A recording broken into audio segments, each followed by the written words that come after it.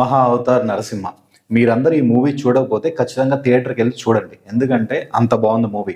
Perfect గ్రాఫిక్స్‌తో చిత్తశుద్ధితో చేశారనుకుంటా ఈ movie. అంత బాగా వచ్చింది అవుట్‌పుట్ మాత్రం. నరసింహస్వామి అవతార కథ ఏదైతే ఉందో దీన్ని ప్రెజెంట్ చేసే విధానం మాత్రం చాలా బాగా చేశారు. ఆ గ్రాఫిక్స్ గాని అసలు వేరే లెవెల్‌లో సెట్ అయిపోయినాయి. మన 'అవతార్' సినిమా చూసి గ్రాఫిక్స్ ఏ లెవెల్‌లో అయితే పొగిడామో అంతకు మించి గ్రాఫిక్స్ అయితే దీంట్లో ఉన్నాయి.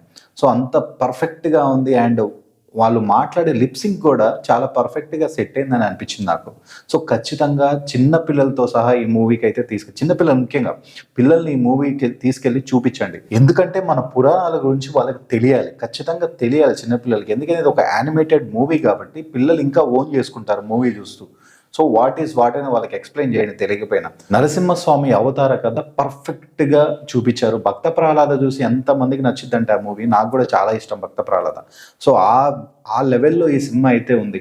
సో మనం చిత్తశుద్ధితో ఏ పని చేసినా భగవంతుడు దానికి సహాయం చేస్తాడు. సో ఈ సినిమా మెయిన్ ఎగ్జాంపుల్‌గా తీసుకోవాలి. పర్ఫెక్ట్‌గా సెట్ అయింది. So coming to the point.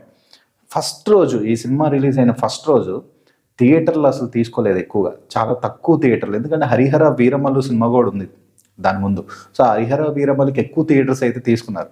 So, Narasimhaswamy కథ యానిమేటెడ్ మూవీ ఇది అసలు చూడరేమో జనాలని చెప్పేసి థియేటర్ వాళ్ళు కూడా ఎవ్వరు తీసుకోలే. చాలా తక్కువ థియేటర్స్‌లో తీసుకున్నారు. ట్రైలర్ చూసి చాలామంది నచ్చింది. చూడాలనిపించింది గానీ, బట్ థియేటర్‌కెళ్ళి చూడాల్సిన అవసరం లేదని చాలామంది అనుకోవచ్చు. సో, ఓటీటీలో చూద్దామని అనుకోవచ్చు. ఏదైనా యానిమేటెడ్ మూవీ కాబట్టి ఎవరైనా ఎక్స్‌పెక్ట్ చేస్తారు. యానిమేటెడ్ మూవీ మనోళ్ళు ఎక్కువగా చూడరు. చాలామంది చూడరు. సో, దాన్ని పరంగా ఆ థియేటర్‌లనేవి తక్కువగా తీసుకున్నారు.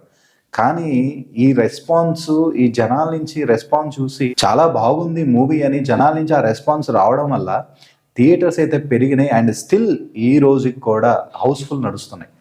ఎందుకంటే జనాలు ఆ లెవెల్‌లో వెళ్తున్నారు. ఇలాంటి సినిమాలు ఓన్ చేసుకుంటున్నారు. అంటే మన పురాణ కథ దాన్ని యానిమేటెడ్ రూపంలో చిత్రీకరించారు. ఇంకా ఒకవేళ రియల్ యానిమేటెడ్ కాకుండా మామూలుగా సినిమా తీసుంటే ఇంకా ఏ లెవెల్‌లో ఉండేదో ఊహించుకోండి. ఎందుకంటే అంత గ్రాఫిక్స్ పెట్టారు. సో, అది యానిమేటెడ్ మూవీ అయినా సరే నరసింహస్వామి కథ దాన్ని పర్ఫెక్ట్‌గా తీయడం వల్ల జనాలకు బాగా నచ్చింది. అలాగే థియేటర్స్ కూడా పెంచారు. ఫస్ట్ థియేటర్స్ వాళ్ళు ఎవరు కూడా దీన్ని ఓన్ చేసుకోలేదు. ఇది చూడరేమో అని చాలామంది అసలు థియేటర్‌లే తీసుకోవాలి. 'హరిహర వీరమల్లు'కి ఎక్కువ థియేటర్స్ తీసుకున్నారు. సో, దాని తర్వాత 'హరిహర వీరమల్లు' తర్వాత 'నరసింహస్వామి అవతార' కథ ఈ రెస్పాన్స్ పెరిగిపోయి థియేటర్స్ అందరూ ఎగబడ్డారు. సో, దాని చిన్న సింగిల్ స్క్రీన్స్ వాళ్ళు కూడా చిన్న మల్టీప్లెక్స్‌లు కూడా సో, ఈ మూవీ మేము థియేటర్‌లో వేస్తాం మాకివ్వండి అని చెప్పేసి డిస్ట్రిబ్యూటర్లు అడుగుతున్నారు. సో, ఆ లెవెల్‌లో ఈ మూవీ అనేది రీచ్ అయిందనమాట జనాలకి. First day and second day చాలా తక్కువ మంది ఎళ్ళినా తర్వాత ఈ రోజుకి కూడా హౌస్‌ఫుల్ నడుస్తున్నాయంటే ఈ సినిమా ఏ లెవెల్‌లో వెళ్ళిపోయిందో జనాల్లోకి మీరు ఊహించుకోండి.